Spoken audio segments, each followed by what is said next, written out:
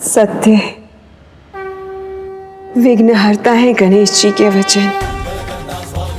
मेरे कर्म, मेरे पाप कर्म मेरे और इस संसार के लिए विघ्न बन गए थे, लेकिन गणेश जी ने मुझे उचित मार्ग पर लाकर, मुझे सत्य कर्म के मार्ग पर लाकर उस विघ्न को दूर कर दिया, मुक्ति दिलाई उन्होंने मुझे। आप महान है गणेश जी। अब देवी वृंदा को प्रभु नारायण के चरणों में स्थान प्राप्त होगा। नारायण बहुत दयालु हैं। भक्त उन्हें भले ही भूल जाएं, किंतु वो अपने भक्तों को कभी नहीं भूलते। उनकी दया दृष्टि तो सदैव अपने भक्तों पर बनी रहती है। ज्ञात नहीं, मेरे पापों के बाद प्रभु नारायण मुझे स्वीकार करेंगे या नहीं।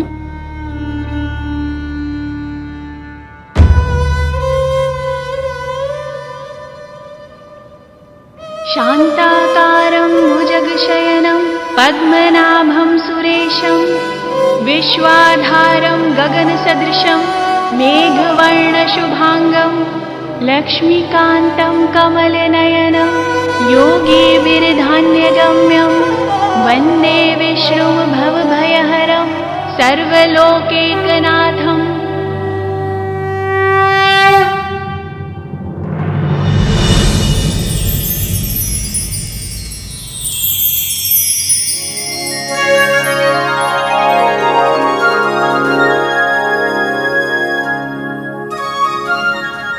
आपके दर्शन पाकर मैं कृतार्थ हो गई प्रभु।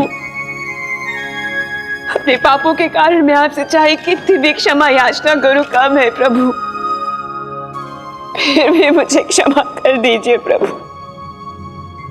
पुत्री वृंदा, संसार के हित के लिए तुमने स्वयं को दंड दे दिया।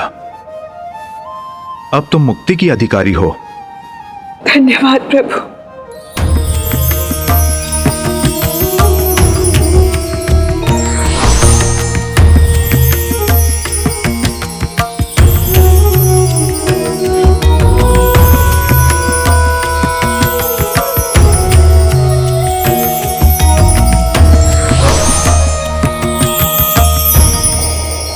क्षमाशील है, महान है नारायण। आपको शत शत नमन मामा जी। मूषक जी, चलिए अब शीघ्रता कीजिए, हमें शीघ्र कैलाश पहुंचना चाहिए। जी प्रभु।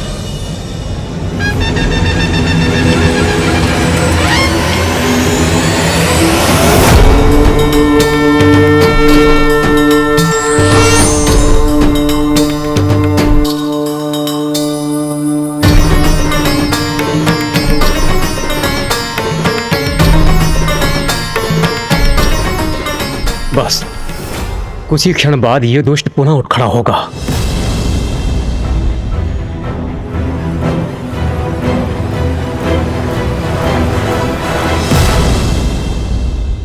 आप सभी इतने चिंतित क्यों हैं?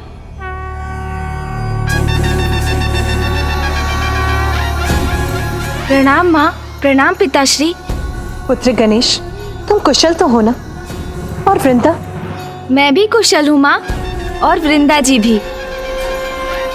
मामा जी ने स्वयं उन्हें उचित मार्ग जो दिखाया है ना मामा जी? महादेव, जलंधर अब पुनः जीवित नहीं होगा, क्योंकि मैंने वृंदा को वरदान दिया था कि जब तक वो जीवित है उसका पति मृत्यु से सुरक्षित रहेगा। परंतु गणेश के कारण मैंने वृंदा को मोक्ष प्रदान कर दिया है। जलंधर अब मृत्यु के मुख में जा चुका है। पिताश्री, जलंधर ने घोर पाप किए। उसके अपराध बहुत बड़े थे, किंतु अब आपने उनका विनाश कर दिया। और आपके त्रिशूल से जिसका भी वध होता है उसका अहंकार तो स्वतः ही मिट जाता है पिताश्री। महादेव, जलंधर आपकी क्रोधाग्नि से उत्पन्न हुआ था, इसीलिए कदाचित आपका उसको मोक्ष प्रदान करना ही उचित होगा।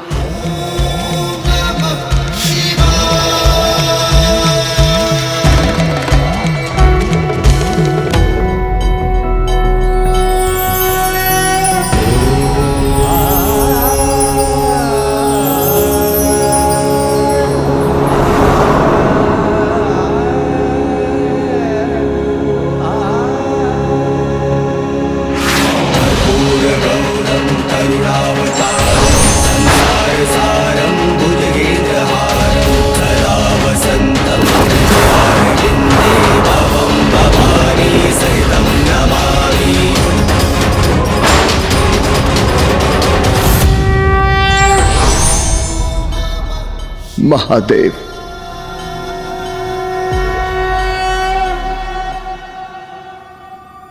अहंकारवश मैं कितना बड़ा अपराध कर बैठा। मैं आपसे ही उत्पन्न हुआ और आपको ही नहीं पहचान सका, आपके दिव्य स्वरूप में न देख सका, आपको आपके नाम से संबोधित करता रहा।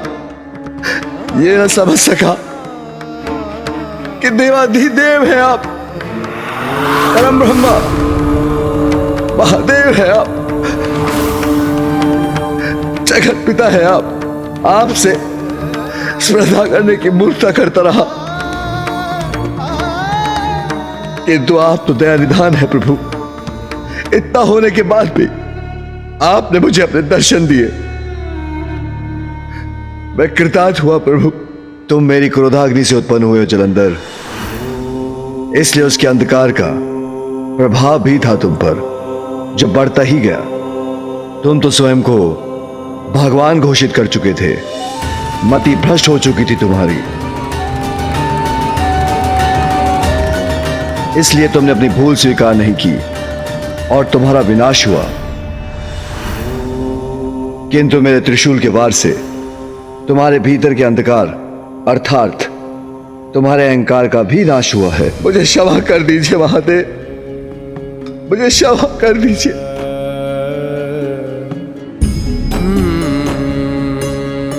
मैं कुमार कार्तिकेय और गणेश जी से भी क्षमा याचना करता हूं प्रभु।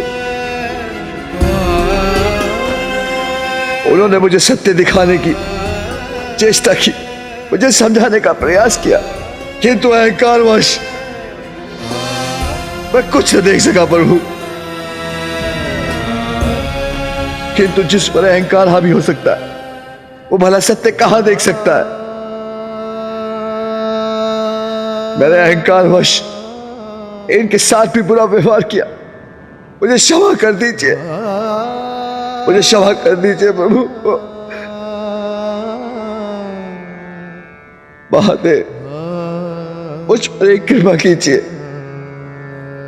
मैं आपकी क्रोधाग्नि से उत्पन्न हुआ हूं,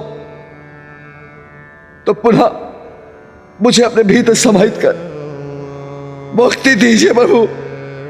जलंधर, जो तुम्हारे पापों का आधार था, तुम्हारे उस अहंकार को मैंने मिटा दिया। अब तुम्हारी आत्मा को अपने भीतर समाहित कर तुम्हें मोक्ष प्रदान करूंगा। महादेव की जय, महादेव की जय, महादेव की जय।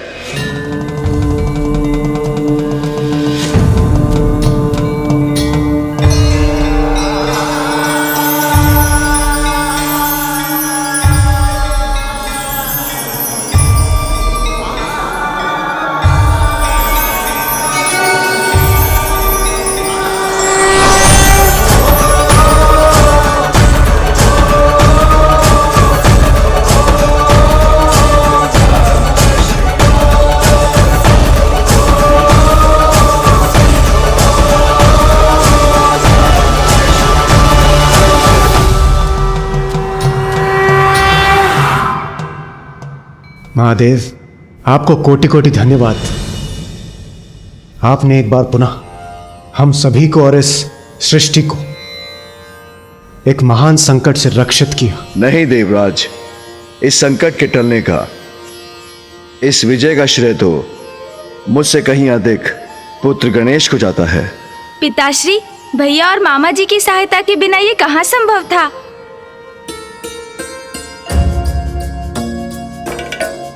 और देवराज इंद्र के साथ अन्य देवताओं ने भी हमारी योजना में पूर्ण सहयोग दिया था। सम्मिलित शक्ति और उचित युक्ति से ही हम इस संकट को पराजित कर सके। प्रथम पूज्य गणेश की जय, विघ्नहर्ता श्री गणेश की जय, पार्वती नंदन श्री गणेश की जय, प्रथम पूज्य श्री गणेश की जय। माँ, आपके आशीर्वाद से ही तो मेरी सफलता है। पुत्र, मेरी भी यही कामना है। विघ्नहर्ता, तुम इसी प्रकार संसार के सभी विघ्न दूर करते रहो।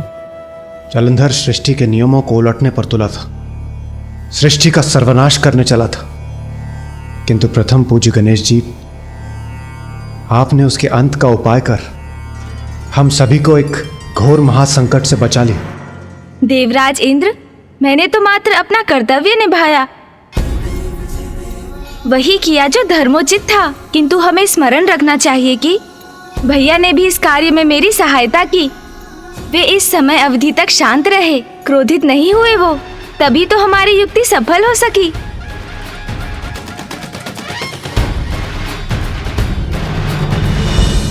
हाँ अनुज, उचित कह रहे हो, किंतु स्मरण रहे, कदाचित मेरा क्रोध अब न जागृत हो जाए।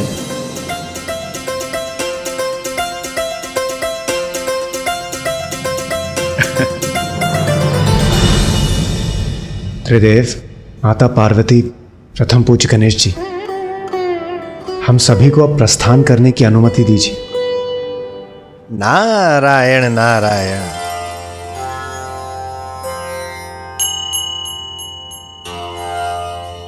प्रणाम ऋषिवर। प्रणाम देवर्षि। प्रणाम।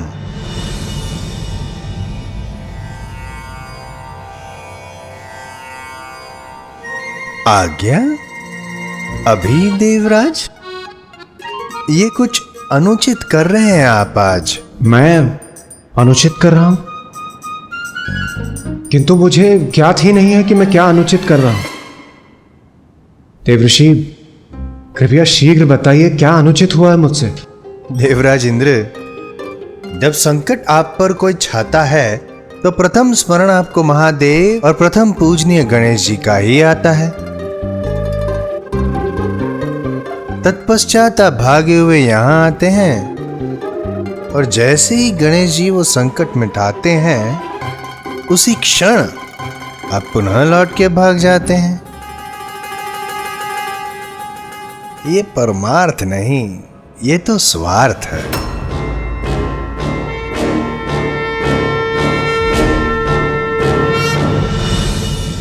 देवर्षि नारद, सभी देवता यहां उपस्थित थे, परंतु आप बताइए, इस संकट काल में आप कहां थे?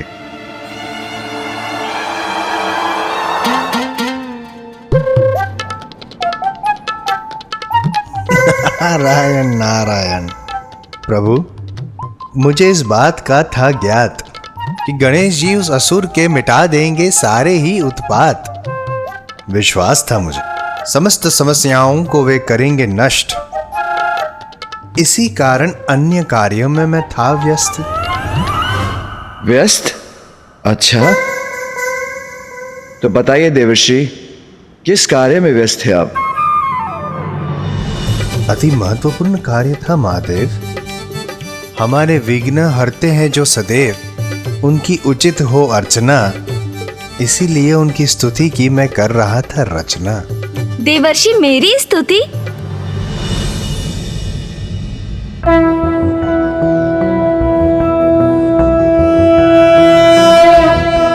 प्रणम्यं शिरसा देव गौरीपुत्रं विनायकं भक्तावासं स्मर नित्यम् आयुः कामार्थसिद्धये।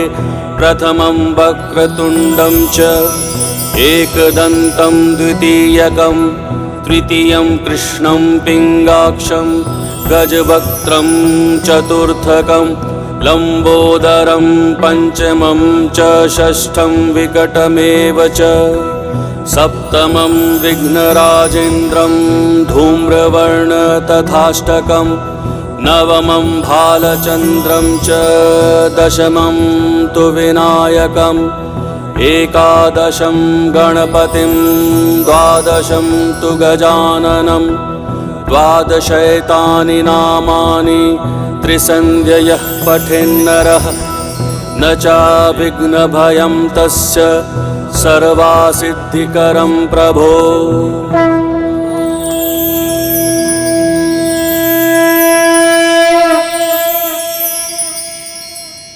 अद्भुत, अति सुंदर। देवर्षि, मुझे आनंद आया, मैं अति प्रसन्न हुआ। ये स्तुति जिसमें मेरे 12 नाम हैं, संकट नाशम गणेश स्तोत्रम के नाम से विख्यात होगी। और जो भी भक्त मेरे लिए ये स्तुति गाकर मेरी पूजा करेगा, मैं उसे सभी विघ्नों से मुक्त कर उसके सभी दुखों का नाश करूंगा। मैं कृतार्थ हुआ प्रथम पूजनीय गणेश जी। आपका सत्य सत्य धन्यवाद। देवऋषि, ये हमारा सौभाग्य है जो आपके मुख से हमें प्रथम पूज्य विघ्नहर्ता गणेश जी की इतनी अद्भुत स्तुति सुनने को मिली। हम कृतार्थ हुए। प्रथम पूज्य श्री गणेश जी की जय, विघ्नहर्ता श्री गणेश जी की जय, पार्वती नंदन श्री गणेश जी की जय। मुझे तुम पर गर्व है पुत्र गणेश। सत्य है अनुज गणेश, तुम्हारी बुद्धि की शक्ति किसी बलशाली योद्धा के बल से भी अधिक बलवान है। भैया, ये तो आपका प्रेम और आशीर्वाद है। प्रथम पूज्य गणेश जी, हम सभी को प्रस्थान करने की अनुमति दीजिए।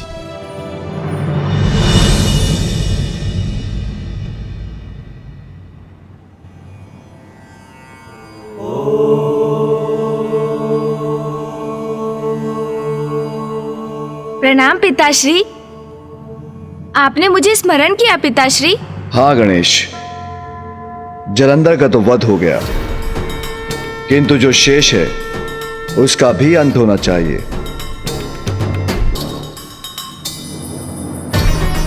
पुत्र, जलंधर के द्वारा रचित इस कैलाश का कहाँ कोई औचित्य है? मैं आपकी आज्ञा समझ गया पिताश्री।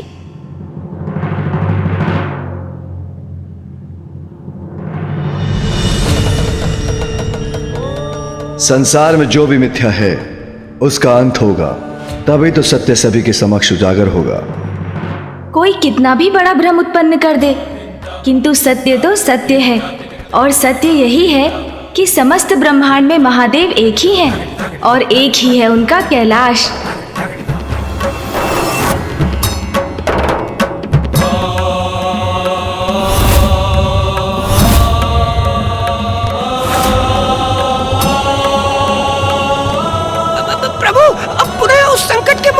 क्यों प्रवेश कर रहे हैं हम? मूषक जी, आप इतने भयभीत क्यों हो रहे हैं? अरे प्रभु, कैसे भूल सकते हैं आप उस भयंकर स्थान को जहां मेरे ऊपर आक्रमण हुआ था?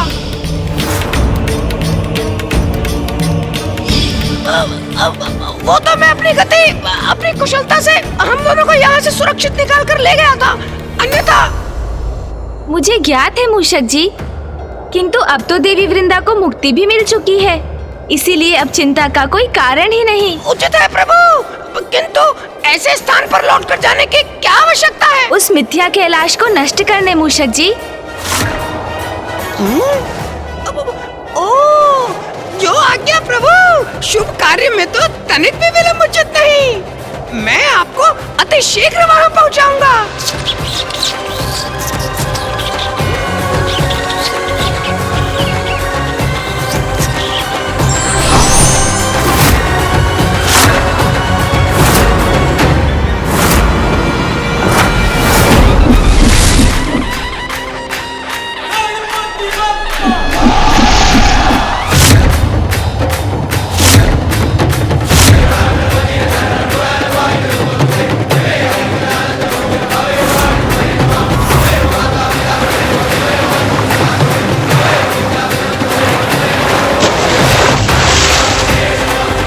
असत्य का कोई अस्तित्व नहीं होता। मिथ्या कैलाश का जहाँ से उदय हुआ था, अंत में वो वहीं समा गया। ये कार्य तो संपन्न हुआ मूषक जी। चलिए अब कैलाश लौट चलते हैं। जी प्रभु।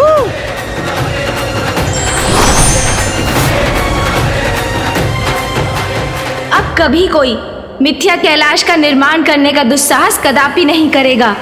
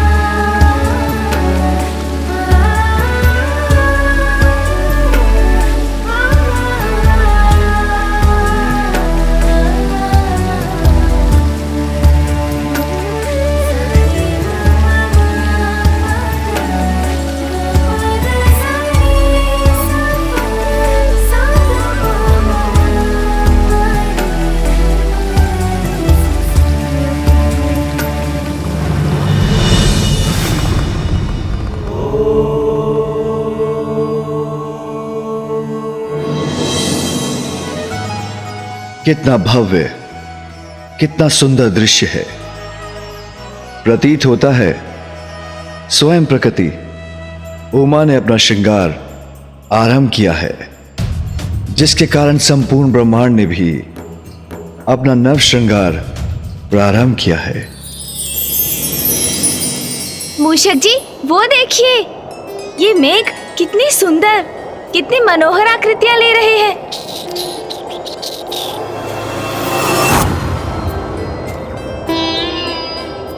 हाँ प्रभु, और संपूर्ण वातावरण में इतनी मनमोहक सुगंध भी छाई हुई है। हाँ मूषक जी, ये सुगंध इन सभी नवीन पुष्पों की ही है।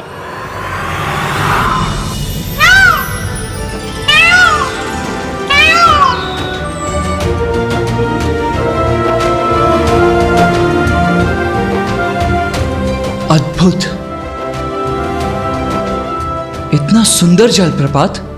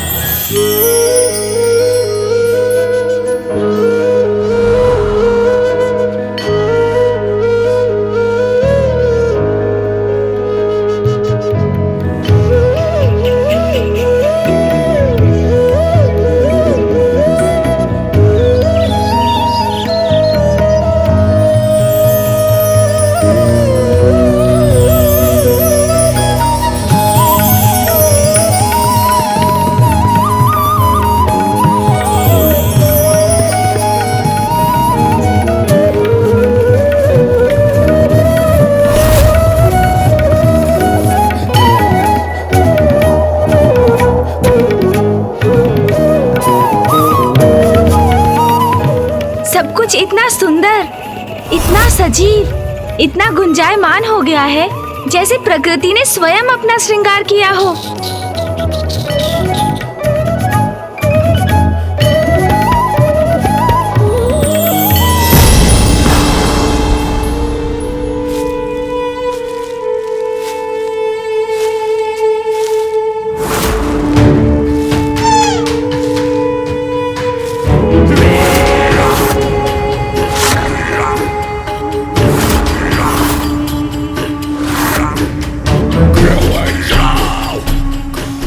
ये मृग बड़ा स्वादिष्ट होगा। बहुत आनंद आएगा इसका आहार करने में।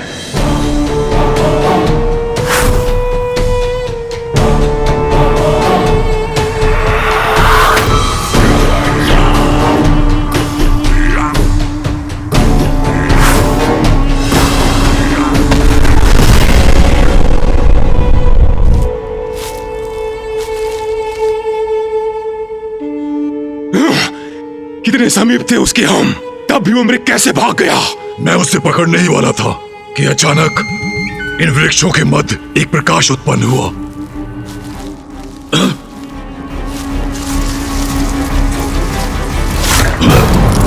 पुनः वही प्रकाश।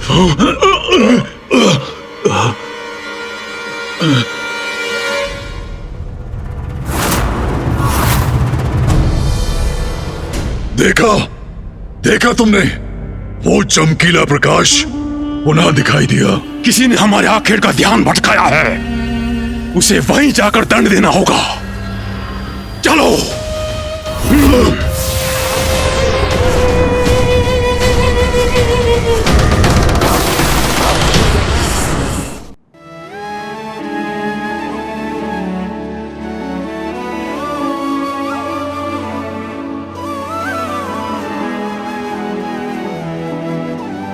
अब मैं स्वयं स्वामी के लिए ये फल लेकर जाती हूँ।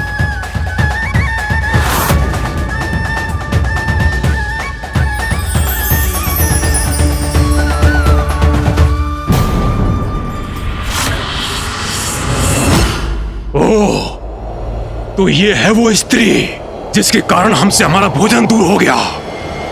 अब तो इनसे अवश्य ही भेंट करनी होगी।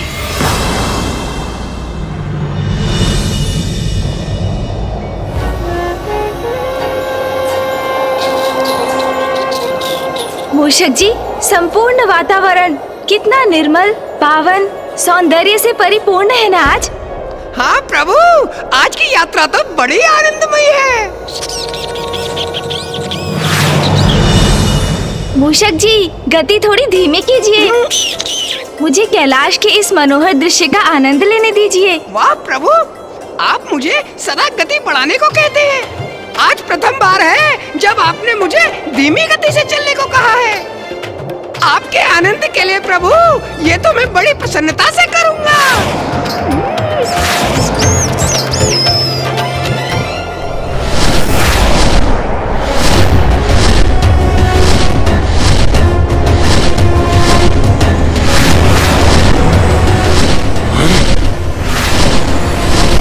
आकाश में क्या था? कुछ नहीं, मात्र एक मेघ है। कोई पक्षी होगा।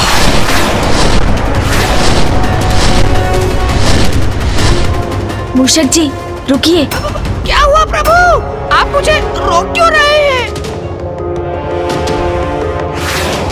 कुछ विचित्र सा आभास क्यों हो रहा है मुझे?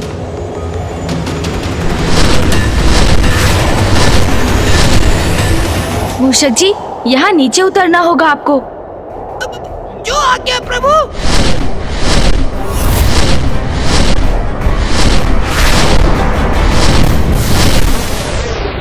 पुनः मुझे आभास हुआ। प्रभु, हम कहाँ जा रहे हैं?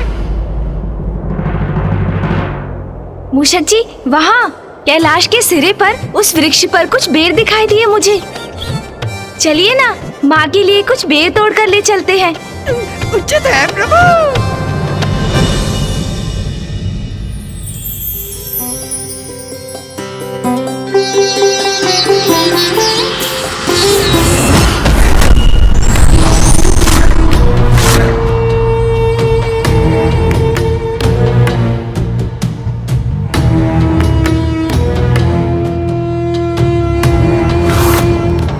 कहाँ गई वो स्त्री? मुझे तो यहाँ कोई दिखाई नहीं दे रहा। कौन स्त्री?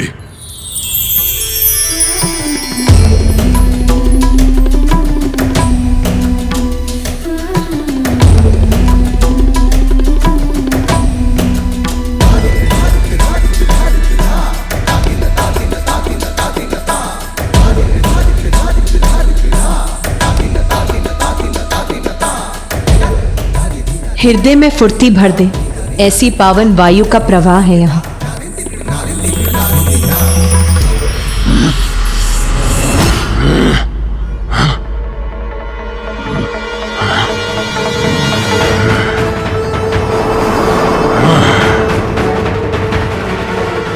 अद्भुत।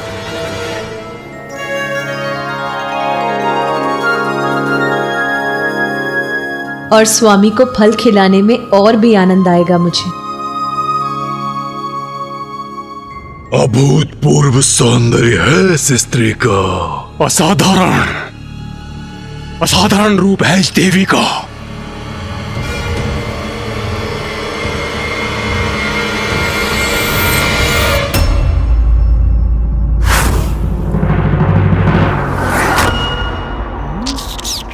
मूषक जी, माँ ये बेर पाकर प्रसन्न हो जाएंगी।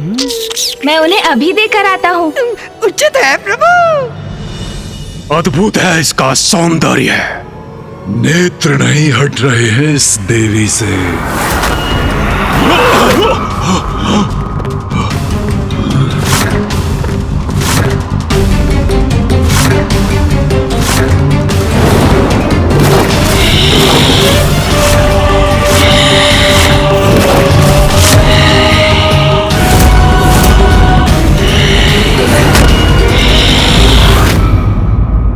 असुरी अंधकार का चक्र कभी समाप्त नहीं होता, किंतु सत्य सदैव उसके अंत के लिए तत्पर रहता है।